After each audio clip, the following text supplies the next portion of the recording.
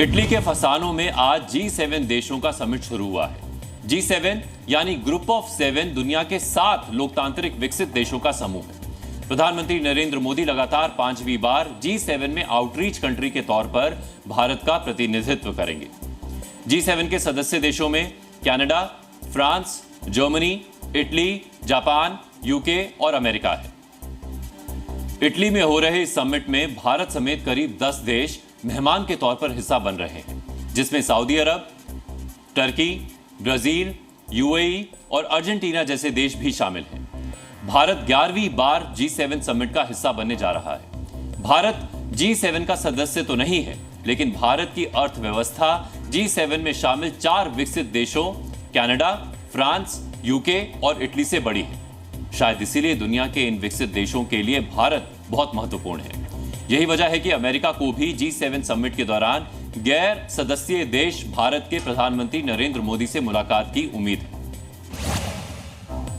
America के राष्ट्रीय सुरक्षा सलाहकार जैक सुलिवन ने जो बाइडेन और प्रधानमंत्री नरेंद्र मोदी की मुलाकात की उम्मीद जताई है। उन्होंने पत्रकारों के एक सवाल के जवाब में कहा कि प्रधानमंत्री नरेंद्र मोदी G7 समिट में आएंगे तो अमेरिकी राष्ट्रपति को पूरी उम्मीद है कि उनकी मुलाकात पीएम मोदी से जरूर होगी। अमेरिकी राष्ट्रपति जो बाइडेन की प्रधानमंत्री नरेंद्र मोदी से मुलाकात की इच्छा चीन को बहुत परेशान कर रही है।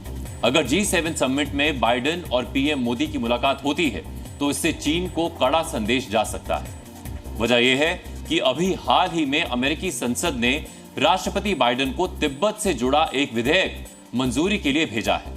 यह विधेयक तिब्बत पर चीन के कब्जे को अवैध कहता है। यही नहीं, तिब्बत को लेकर चीन की ओर से फैलाई गई जानकारी को गलत बताता है।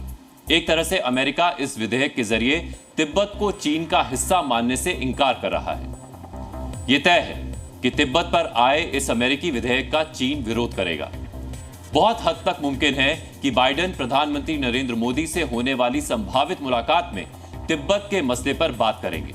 तिब्बत के मुद्दे पर भारत और अमेरिका का साथ आना चीन को बहुत चुभने वाला है। जी न्यूज़।